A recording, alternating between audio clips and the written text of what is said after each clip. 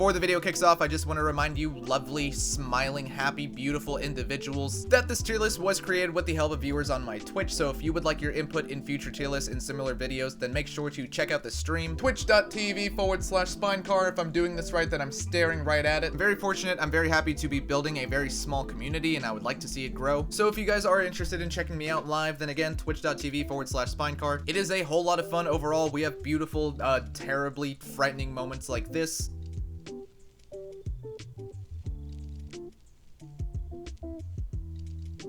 There we go. Check out the stream.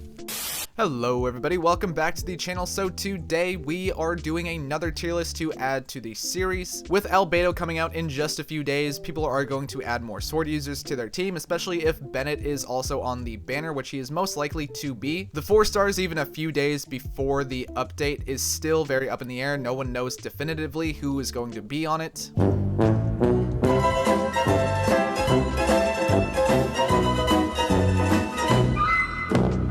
But Bennet does seem likely because he is the only base game character who is yet to be added to a raid up aside from the original 3, Amber, Kaya, and Lisa. And if those 3 do end up being on banners, then Kaya is also likely because Ganyu is a cryo user and they so far haven't added 2 of the same elements to a single banner. And with Dragonspine coming up, I hate saying nice things about Bennet, but I have to admit Bennet is going to be very, very good in Dragonspine. And with the new cryo artifact set, Kaya is going to be a mainstay in a lot of people's teams. And also, I guess, Albedo. I know some people are kind of iffy about whether or not they should pull on him, but he is going to be good. He's a 5-star, so I figured there's no better time to start the sword tier list. Like always, we are starting from bottom to top. Cool Steel is first. This effect, maybe not specifically Hydro and Cryo, but the effect is prevalent in every single weapon class, and I honestly think that I slept on it in the earlier stages of the game, but the effect is really useful, and like always, on 3-star weapons, you are always going to get this max refinement. The great thing about this effect is that the wielder does not need these elements. If you have Barbara, Mona, Chung Yun, anyone who can consistently deal out this cryo or hydro damage, you're always going to have that 24% boost. But as your world level increases, it's not going to scale very well, and there are other options with more consistent elemental damage, like the Lion's Roar that we will get into later. So for now, I think the very top of C tier is the best I can do for it. Because there's only one Dark Iron Sword in the game, I feel like we just need to skip it, just put it in D. You're not going to get max refinement, so it's kind of whatever. Harbinger of Dawn, however, does scale relatively well just because of that very high 10.2% crit damage. I would say for a DPS unit, it is the best 3-star sword in the game. As long as you have decent bulk in your team with a strong shield or a consistent healer, you're always going to have this effect right here. So for early game DPS, if you're just going for straight physical damage, this is probably the best option for you, especially if you're able to get a good crit mask. I think it is safe to put this one in the top of B tier. Very decent option. The only issue with DPS swords is that there aren't too many like fully functional, like designed for DPS sword users. But moving forward, Traveler's Handy Sword, probably the worst sword in this game. Albedo at the moment is the only character with a talent that scales off defense, but you're probably not going to want this effect anyway. You're going to have healing in your team. Elemental orbs and particles are inconsistent, especially with a Geo user. And 2%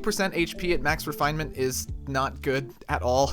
And even in terms of just 3 stars, there's always going to be better options. So it's going along with the Dark Iron Sword in D. The Fillet Blade is a very niche weapon. You kind of just want to put it on characters that you don't plan on having out for long periods of time. Say if you want to use Q just for using his E and his burst, then you could throw this on him. Getting a very large attack just before switching them out is good. Again, it does serve a purpose, but it is pretty one-dimensional. If you are putting it on a support character, you probably want something like Mastery or Recharge over attack percent. And if you do want this for a DPS character, the Harbinger of Dawn is probably a better option anyway. It does its job well enough, but then again, it only has one real job. So I think C is probably the only option for it. The Skyrider Sword is interesting. I actually did put this on my Chi-Chi when I first started playing. A 24% increase in attack and movement speed is absolutely insane, and 11.3% recharge is really good as well. On someone like Kaching on Bennet, where they want to use their burst very often, this is really, really good. But if you throw it on a character that's meant purely for support, then you won't make the most out of the actual effect right here.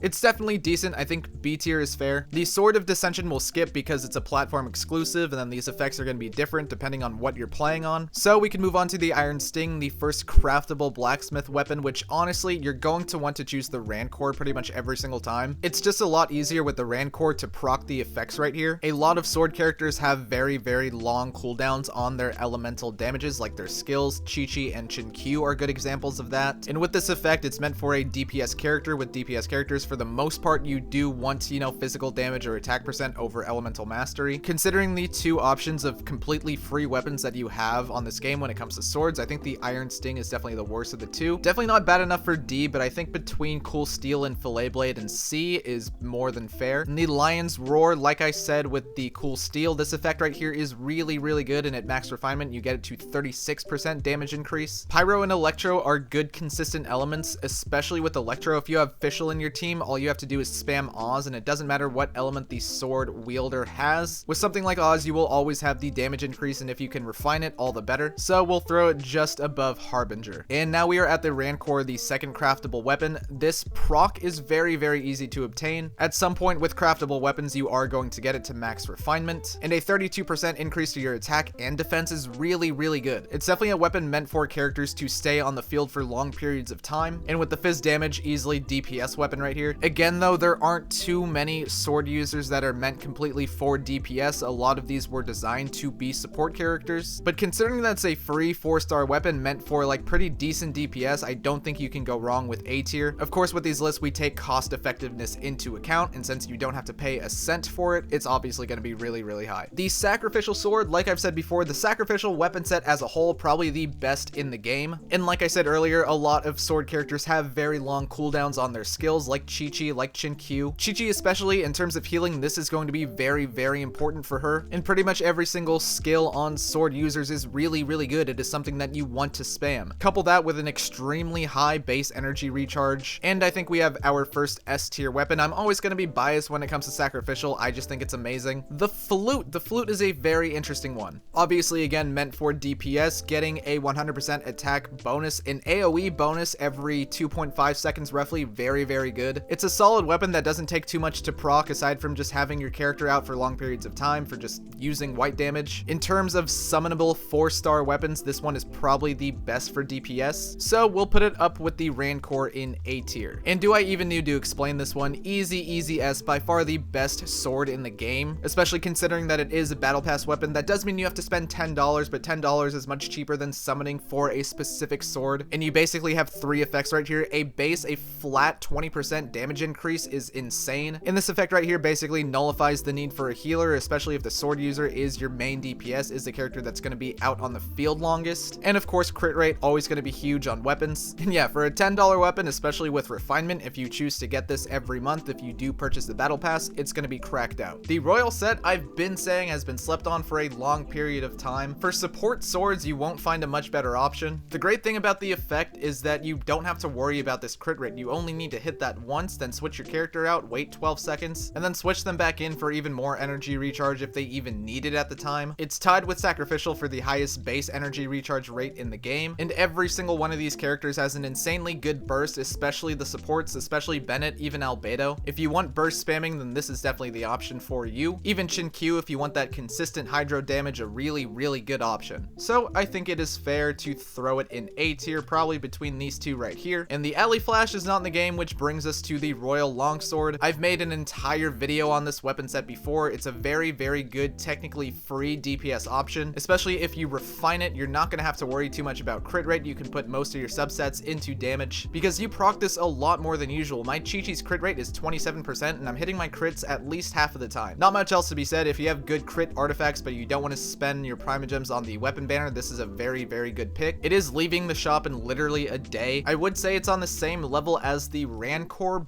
but the Rancor is definitely a lot more available. A lot of people want to save their Star Glitter for characters, even for Fates, so we'll put it at the highest B tier. And the other Star Glitter weapon, the Blackcliff Longsword, I think is a little bit worse. Crit damage, of course, more than decent. You could ignore this effect right here if you wanted to and be happy with this, but the effect, of course, is tricky to proc, especially in places in the Abyss where there's only 2 or 3 enemies per floor per chamber. But overall, for again a technically free weapon, more than decent. We'll throw it towards the end of B. And now we are at the 5 stars, starting with the Aquila Favonia. Just like the Black Sword, a flat out 20% attack increase, really, really good. And this effect basically means you get to take a free hit every 15 seconds and deal out 200% attack damage in AoE. Highest physical damage bonus out of all the swords. Definitely meant for a DPS character. I have it on my Kaya and it's working really, really well. And of course, being a 5-star with a very high base attack, it's going to scale really highly. So I think it's only fair to put Aquila Favonia in S. And the Skyward Blade, I had a long long debate about it with my viewers on Twitch. The crit rate boost, even at max refinement, is very, very low. This one is so much better. Attack and movement speed is pretty decent, 10% right here. And the last effect pretty much is exactly the same as the forward piece noblesse. You could use this on DPS, you could use this on pseudo support. It is well rounded, but probably not as good for DPS as the Aquila Favonia. Being a 5-star, I think it belongs in S still, but the very, very bottom of S. Between Skyward and Aquila Favonia, I would choose Aquila probably 9 times out of 10. And a bonus weapon, of course, the Festering Fang, which will be released in Dragonspine in just a couple of days. Based off the information I've gathered, it is going to be easy to refine. Apparently, events transpiring through Dragonspine will give you more duplicates of it, so it is technically a free-to-play, fully refinable weapon. The effect is pretty good, but also very niche. Definitely meant for a character like Jin Q, like even Bennet, who are used mostly just for spamming their burst and skill. On Albedo, I think this could be really good as a support character that also can do damage. If you build up your elemental mastery, if you're running a melt team, this could be good on a character like Bennet. It is free as well. I think it belongs in A tier, just above Rancor, but behind the Favonius sword.